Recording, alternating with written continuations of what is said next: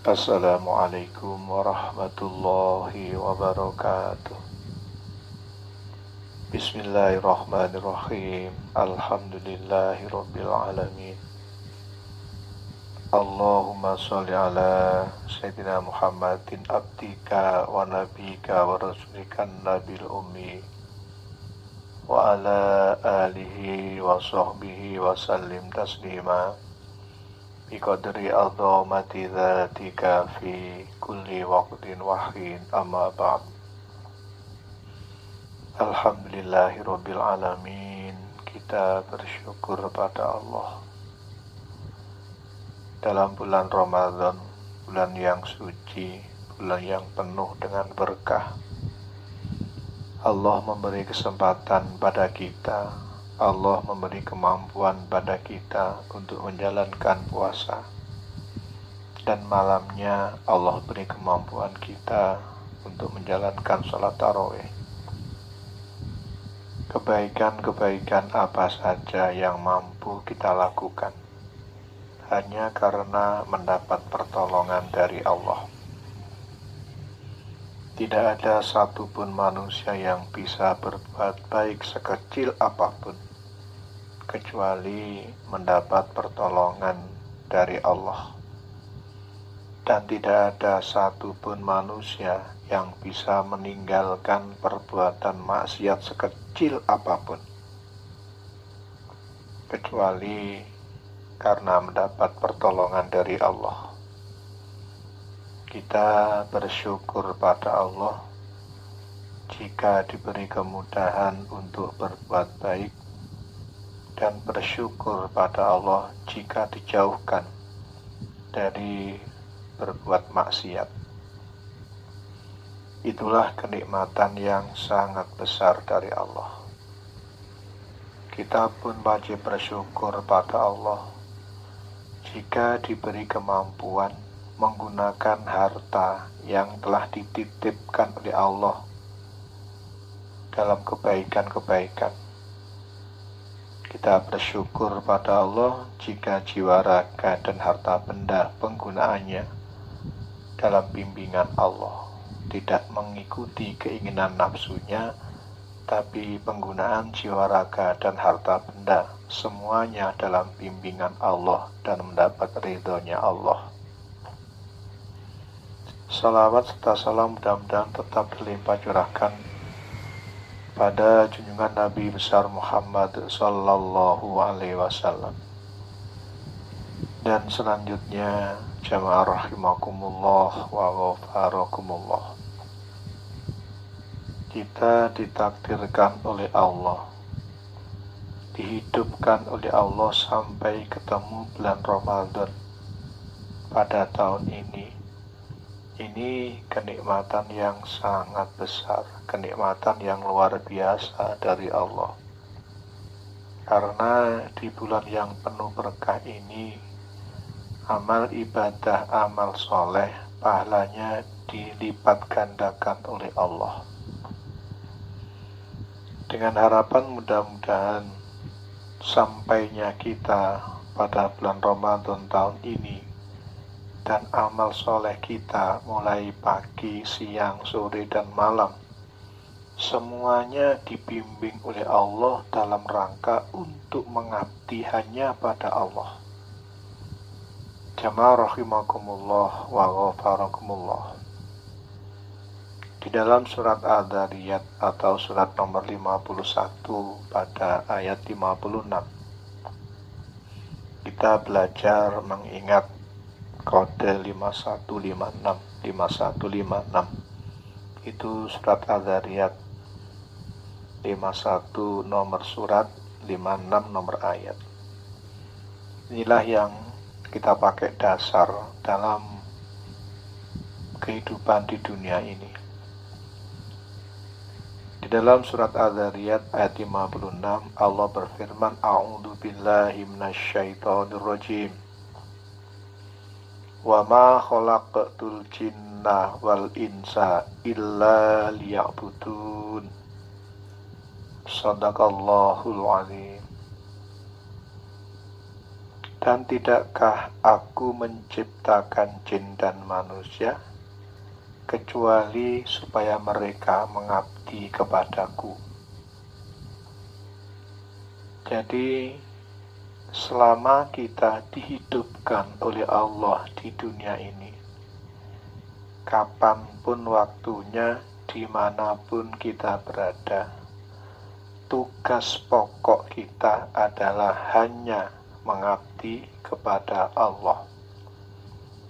Kapanpun waktunya, dimanapun kita berada, tugas pokok kita adalah hanya mengabdi kepada Allah. Perilakunya hanya tunduk patuh pada Allah. Penggunaan jiwa raganya hanya tunduk patuh pada Allah. Penggunaan harta bendanya hanya tunduk patuh pada Allah. Tunduk patuh pada Allah hanya mengikuti ketentuan-ketentuan Allah, bukan ketentuan diri kita atau ketentuan saudara kita. Aktivitas kita di dunia ini semuanya, baik dalam penggunaan jiwa raga dan harta benda, hanya tunduk patuh pada Allah atau mengabdi hanya kepada Allah. Saudaraku rahimakumullah wa ghafarakumullah. Lisan kita hanya untuk mengabdi kepada Allah. Pendengaran kita hanya untuk mengabdi kepada Allah. Penglihatan kita hanya untuk mengabdi kepada Allah. Gerakan tangan kita hanya untuk mengabdi kepada Allah. Langkah kaki kita hanya untuk mengabdi kepada Allah. Akal kita, hati kita hanya untuk mengabdi kepada Allah. Semua jiwa raga yang telah Allah titipkan pada kita hanya untuk mengabdi kepada Allah. Dan semua harta benda yang Allah titipkan, saya ulang, semua harta benda yang Allah titipkan pada kita, berapapun jumlahnya, hanya untuk mengabdi kepada Allah. Hidup ini hanya untuk mengabdi kepada Allah. Kemudian, apa saja perilakunya orang yang mengabdi kepada Allah? Secara garis besar, mengabdi kepada Allah perilakunya, perbuatannya adalah mengikuti Al-Quran. Dijelaskan oleh Allah dalam surat Al-A'raf atau surat nomor 7 pada ayat 3. Tadi itu 5156, kemudian 73. Mari kita ingat-ingat bersama. 5156 dan 73 atau surat Al-A'raf ayat 3. Di dalam surat Al-A'raf ayat 3 Allah berfirman, A'udzu billahi minasyaitonir rajim. Ittabi'u ma unzila ilaikum mir rabbikum wa la tattabi'u min dunihi awliya qalilam ma tadhakkarun. Shadaqallahul adzim. Ikutilah apa yang diturunkan kepadamu dari Tuhanmu. Ikutilah Al-Quran. Berarti hidup ini hanya untuk mengikuti Al-Quran. Jika Al-Quran memberi perintah untuk mendirikan sholat, kita jalankan sholat 5 waktu. Zuhur, asar, maghrib, isya, dan subuh. Itu sholat yang hukumnya wajib. Yang perlu kita pahami bersama bahwa sholat itu ada yang hukumnya wajib dan ada yang hukumnya sunnah. Yang perlu kita pahami bahwa Orang yang beriman itu orang yang sangat cinta pada Allah. Tidak ada orang yang sangat mencintai Allah kecuali orang yang beriman pada Allah. Walladzina amanu asyaddu hubban lillah. Dan orang-orang yang beriman itu sangat cintanya pada Allah, sangat besar cintanya pada Allah. Bukti mukmin itu cinta pada Allah antara lain semua yang diperintahkan oleh Allah, baik perintah itu yang wajib hukumnya maupun yang sunnah hukumnya. Orang yang mencintai Allah akan berusaha menjalankan perintah-perintah Allah tersebut meskipun hukumnya sunnah. Karena orang yang beriman pada Allah pasti punya keyakinan bahwa semua yang diperintahkan oleh Allah jika dijalankan dengan baik dan benar, pasti Allah memberi manfaat, pasti Allah memberi balasan. Yang perlu kita ketahui bersama bahwa balasan yang Allah berikan pada hambanya yang beriman, yang menjalankan perintah-perintahnya, diberikan Allah di dunianya dan di akhiratnya. Semua kebaikan yang diperintahkan oleh Allah, yang dijalankan oleh hambanya yang beriman pada Allah, pasti mendapat balasan dari Allah di dunianya sampai di akhiratnya. Allah tidak pernah memberi perintah yang tidak memberi balasan. Kalau kita meyakini balasan dari perbuatan baik yang diperintahkan oleh Allah hanya diberikan setelah kita mati atau setelah kita sampai di akhirat, itu pemahaman yang kurang tepat.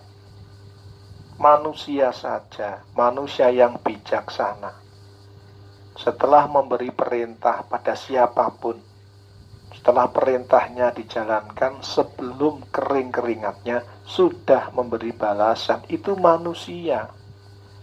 Manusia yang baik, manusia yang bijaksana. Dan Allah zat yang maha baik, Allah zat yang maha bijaksana, tidak mungkin kalah dengan manusia. Naudzubillah, nggak mungkin. Kita mohon ampun pada Allah jika pernah terlintas dalam hati kita manusia lebih baik dari Allah. Naudzubillah. Berarti apapun yang diperintahkan oleh Allah, jika kita mampu menjalankannya, Allah pasti memberi balasan di dunianya dan di akhiratnya. Dan kesempurnaan balasan diberikan oleh Allah di akhiratnya. Dan jika Allah melarang pada mukmin, suatu misal, mukmin dilarang oleh Allah untuk mencaci maki, mukmin dilarang oleh Allah untuk mengumpat dan mencela pada saudaranya. Jika mukmin mau meninggalkan yang dilarang oleh Allah, pasti Allah memberi balasan di dunianya dan di akhiratnya. Tidak mungkin balasan hanya diberikan setelah kita mati. Tidak mungkin. Karena Allah zat yang maha bijaksana. Saudaraku rahimakumullah wa ghafarakumullah. Kita berusaha kapanpun waktunya dan dimanapun kita berada hanya untuk mengabdi kepada Allah, tunduk patuh pada Allah, mengikuti petunjuknya Allah, yaitu Al-Quran, bukan mengikuti keinginan nafsu kita yang bertentangan dengan Al-Quran. Jika Allah melarang pada hambanya yang beriman kepadanya dari sifat bakhil atau pelit, orang yang beriman pada Allah akan berupaya semaksimal mungkin menjauh sejauh-jauhnya dari sifat bakhil atau pelit. Karena orang yang beriman pada Allah punya keyakinan bahwa setiap meninggalkan apa saja yang dilarang oleh Allah, maka manfaatnya akan kembali pada dirinya masing-masing di dunia sampai di akhiratnya. Jamaah rahimakumullah wa ghafarakumullah. Kita minta pada Allah terus diberi peningkatan keyakinan bahwa kebaikan manfaatnya akan kembali pada diri sendiri di dunia dan di akhiratnya jika dijalankan dengan baik dan benar. Semua perbuatan yang diharamkan oleh Allah, yang dilaknat oleh Allah, jika kita tinggalkan dengan sungguh-sungguh meninggalkannya, maka dipastikan Allah akan memberi balasan di dunianya sampai di akhiratnya. Saudaraku rahimakumullah wa ghafarakumullah, kita berusaha sadar bahwa pedoman hidup kita itu Al-Quran, bukan umumnya manusia, tapi Al-Quran. Hudal lil muttaqin. Al-Quran itu sebagai hudan atau petunjuk lil muttaqina, bagi orang-orang yang bertakwa. Orang yang bertakwa pasti dia akan berusaha dalam menyelesaikan segala persoalan atau permasalahan, baik yang menimpa pada dirinya sendiri maupun menimpa pada keluarganya atau menimpa pada orang lain. Dalam menyelesaikan semua persoalannya akan menggunakan petunjuknya Allah, yaitu Al-Quran. Sebab jika kita menyelesaikan persoalan dengan Al-Quran, dipastikan pasti benar dan pasti mendapat ridhonya Allah. Al-Quran itu disebut juga Al-Furqan, maknanya pembeda. Artinya yang membedakan perkara yang hak dan yang batil itu Al-Quran. Di dalam surat Al-Mu'minun atau surat nomor 23, Allah menjelaskan, qad aflahal mu'minun alladzina hum fi sholatihim khashi'un walladzina hum 'anil lagwi mu'ridun. Jadi sungguh beruntung, sungguh bahagia, qad aflaha al-mu'minun, orang-orang yang beriman. Jadi orang yang beriman itu dalam menghadapi situasi dan kondisi apapun pasti bisa meraih keuntungan. Dimanapun orang beriman berada, disanjung orang akan dipakai sarana untuk menambah timbangan amal kebaikannya. Disanjung orang, diberi kesempatan oleh Allah untuk menambah timbangan amal kebaikannya. Bagaimana caranya? Mukmin meyakini bahwa kebaikan apapun yang mampu dilakukan karena hanya mendapat pertolongan dari Allah. Ma asobaka min hasanatin faminallah. Sekecil apapun perbuatan baik yang mampu dilakukan oleh orang yang beriman, maka dia meyakini bahwa kebaikan yang dilakukan hanya karena mendapat rahmatnya Allah, hanya karena mendapat karunia Allah, dan hanya mendapat pertolongan dari Allah. Tidak bisa mukmin menjalankan kebaikan tanpa ditolong oleh Allah. Sehingga jika ada orang yang menyanjungnya atas kebaikannya, sanjungan dari manusia diteruskan kepada Allah, sebab yang berhak disanjung hanyalah Allah. Alhamdulillah. Alhamdulillah, segala puji lillah, hanya untuk Allah. Kita tidak layak dipuji. Tapi kebanyakan manusia ingin disanjung, ingin dipuji. Bahkan jika dicela itu sakit hatinya. Dia ingin dipuji oleh semua orang. Padahal orang yang beriman pasti punya keyakinan bahwa kebaikan yang mampu dilakukan hanya karena mendapat pertolongan dari Allah.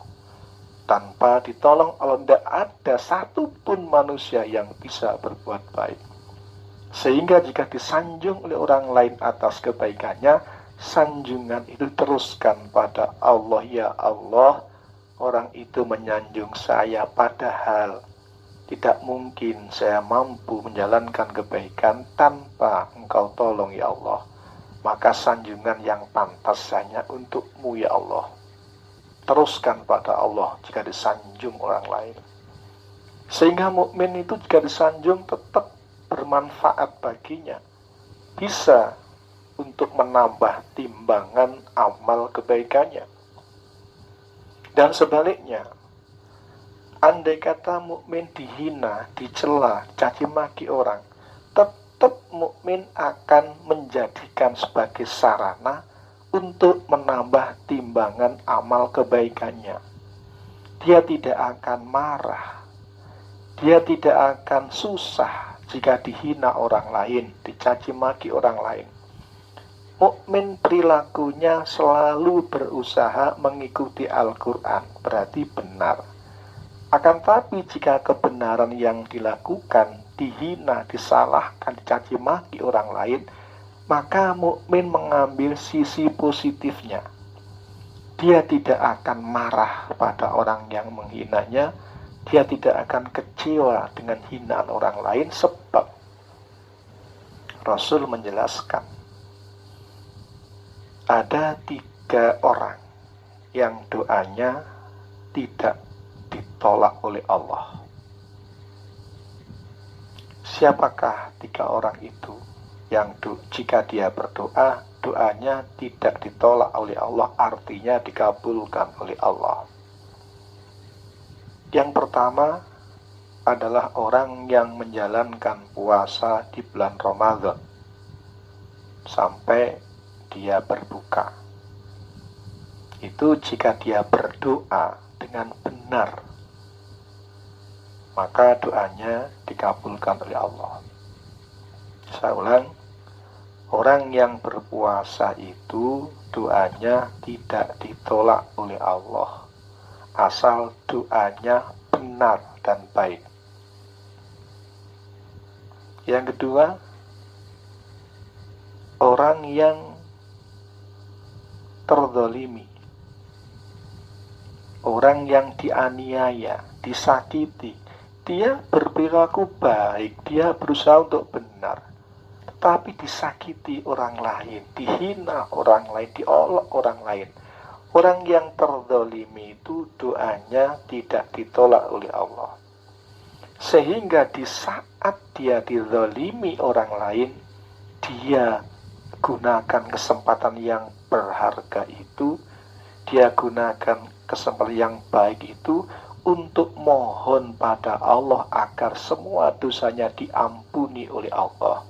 Dan semua dosa-dosa orang tuanya, ahli-ahlinya, semuanya mudah-mudahan diampuni oleh Allah. Doa-doa guru-gurunya, dia berdoa untuk gurunya agar semua kesalahan gurunya diampuni Allah, agar kesalahan murid-muridnya diampuni oleh Allah, agar kesalahan tetangganya diampuni oleh Allah. Sebab doanya orang terzalimi itu tidak ditolak oleh Allah, sehingga dipakai kesempatan untuk berdoa, mendoakan saudaranya, terutama dirinya dan keluarganya, dari azab Allah, dari siksanya Allah. Sehingga dia bersyukur pada Allah, karena kita tidak diperbolehkan mohon agar dizalimi orang lain. Ya Allah, jadikan semua orang mendolimi saya, tidak boleh. Allah melarang. Tetapi jika terdolimi oleh orang lain tanpa diminta, maka kesempatan itu sangat berharga. Karena sabda Rasul, orang yang terdolimi doanya tidak ditolak. Sehingga kesempatan yang baik itu dipakai berdoa. Dan permintaan mukmin tidak banyak. Di awal saya sampaikan bahwa doanya orang yang berpuasa itu tidak ditolak oleh Allah jika berdoanya benar. Bagaimana berdoa benar itu? Berdoa yang benar adalah berdoa yang diajarkan oleh Allah dalam Al-Quran. Suatu misal, Allah perintah pada orang yang beriman agar bertakwa dan berkata yang benar. Ditegaskan oleh Allah, A'udzubillahi minasyaitonirrajim. Ya ayyuhalladzina amanu taqullaha wa qulu qawlan sadida. Wahai orang yang beriman, bertakwalah kalian kepada Allah dan ucapkan perkataan yang benar. Sehingga mukmin kalau berdoa, ya Allah, jadikan kami, anak-anak kami, guru-guru kami, murid-murid kami, saudara kami, teman-teman kami, orang-orang yang bertakwa kepadamu, ya Allah. Dan berikan kemampuan pada mereka semuanya agar berkata yang benar. Walaupun doanya dalam hati, ya Allah, jadikan semua saudara saya, semua teman-teman saya, guru-guru saya, murid-murid saya, tetangga saya, jadikanlah mereka semuanya orang yang bertakwa kepadamu, ya Allah. Dan berikan mereka kemampuan untuk selalu berkata yang benar, selalu berkata yang membawa manfaat dalam kehidupan dunianya sampai di akhiratnya. Sebab orang mukmin yang beruntung itu antara lain walladzina hum 'anil lagwi mu'ridun, dan orang-orang yang meninggalkan perkataan atau perbuatan yang sia-sia. Tidak ada yang berdosa, apalagi yang berdosa. Perbuatan yang tidak membawa manfaat dalam kehidupan dunianya sampai di akhiratnya. Orang mukmin yang beruntung, mukmin yang baik itu meninggalkan perbuatan yang sia-sia. Pembicaraan yang sia-sia ditinggalkan, gerakan tangan yang sia-sia ditinggalkan. Menulis pun diupayakan tidak ada yang sia-sia. Dalam menggunakan WA-nya pun diusahakan tidak sia-sia dalam menggerakkan tangannya. Di awal saya sampaikan, gerakan tangannya mukmin hanya untuk mengabdi kepada Allah. Sehingga jika tangannya digerakkan, apa telunjuknya, apapun gerakan jempolannya atau ibu jarinya, telunjuknya, gerakan-gerakan tangannya itu hanya untuk mengabdi kepada Allah. Gerakan matanya untuk mengabdi kepada Allah. Mengabdi pada Allah, tunduk patuh pada Allah, mengikuti petunjuknya Allah, yaitu Al-Quran. Namun, jika khilaf menggunakan jiwa raganya untuk maksiat pada Allah, jika khilaf menggunakan harta bendanya yang diamanatkan Allah padanya, dibelanjakan yang tidak mendapat ridhonya Allah. Jika khilaf, maka tubu ilallahi taubatan nasuha. Maka mukmin akan bertaubat. Taubat pada Allah dengan taubatan nasuha, atau taubat yang semurni-murninya, atau taubat yang sesungguhnya. Bagaimana cirinya? Walam yusirru ala ma fa'alu wa hum ya'lamun. Maka tidak terus-menerus dalam berbuat salahnya itu, yang sudah benar-benar diketahui bahwa itu salah. Akhlaknya jelek pada istri, salah. Akhlaknya jelek pada anak, salah. Akhlaknya jelek pada saudaranya, salah. Ucapan yang menyakitkan hati istrinya, anaknya, tetangganya, temannya, itu perbuatan yang salah. Rasul bersabda, afdhalul a'mal idkhalus sururi ala qalbil mu'min.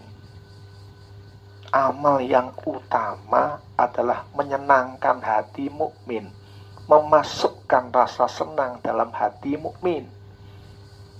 Sehingga orang yang beriman pada Allah, orang yang mengharapkan ridhonya Allah, orang yang mengharapkan keselamatan atau kebaikan dunia sampai di akhiratnya, maka dalam ucapannya, dalam perilakunya akan berusaha menyenangkan orang lain.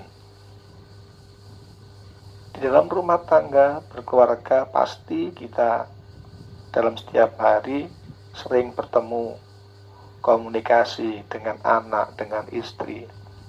Maka upayakan komunikasi kita dengan istri, dengan anak yang menyenangkan, dalam rangka menjalankan perintah Allah dan mengharap ridhonya Allah, mengharap kebaikan dunia sampai di akhiratnya.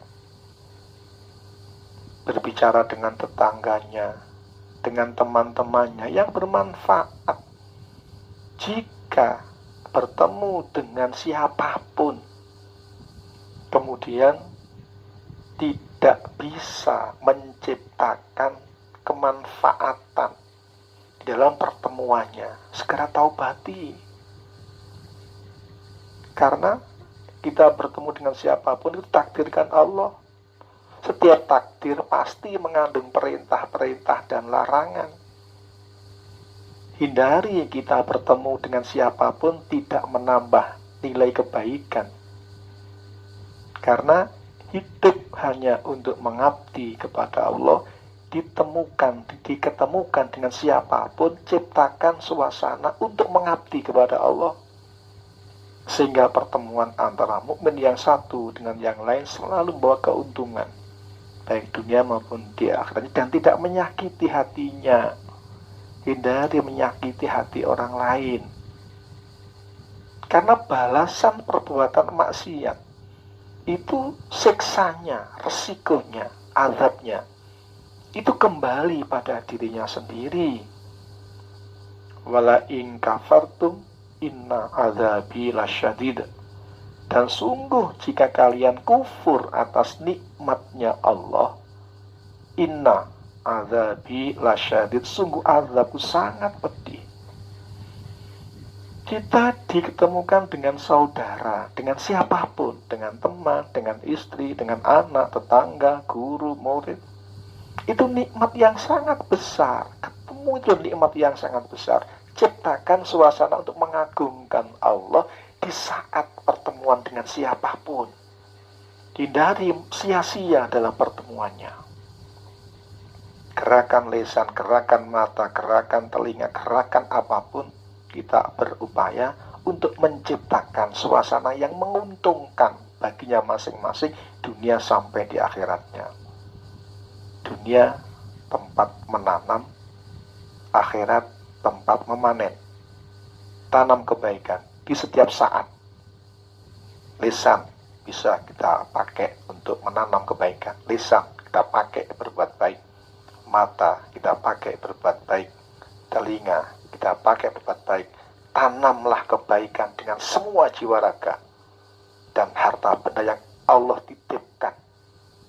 Semoga menjadi keterangan yang barokah di bulan Ramadan yang penuh berkah. Mudah-mudahan amal perbuatan kita selama bulan Ramadan dan seterusnya selalu dalam bimbingan Allah, sehingga aktivitas kita kapanpun dan dimanapun kita berada hanya untuk mengabdi kepada Allah. 5156 mengabdi pada Allah, mengikuti Al-Quran. 73 ittabi'u ma unzila ilaikum mir rabbikum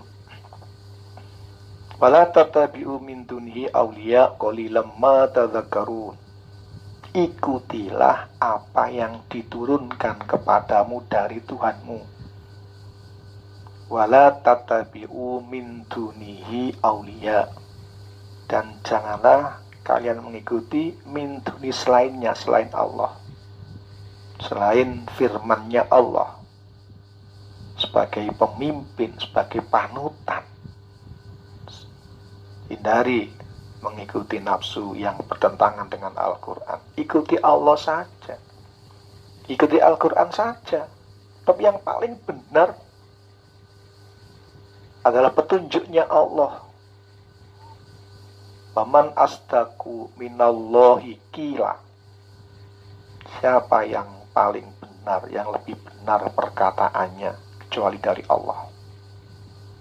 Siapa yang perkataannya lebih baik, yang melebihi Allah? Siapa yang ucapannya lebih benar selain Allah, yang melebihi Allah? Hanya Allah lah zat yang baik, dan firman Allah lah yang bijaksana dan yang baik. Mudah-mudahan jadi keterangan yang barokah di bulan yang penuh berkah. Ihdinas siratal mustaqim. Wassalamualaikum warahmatullahi wabarakatuh.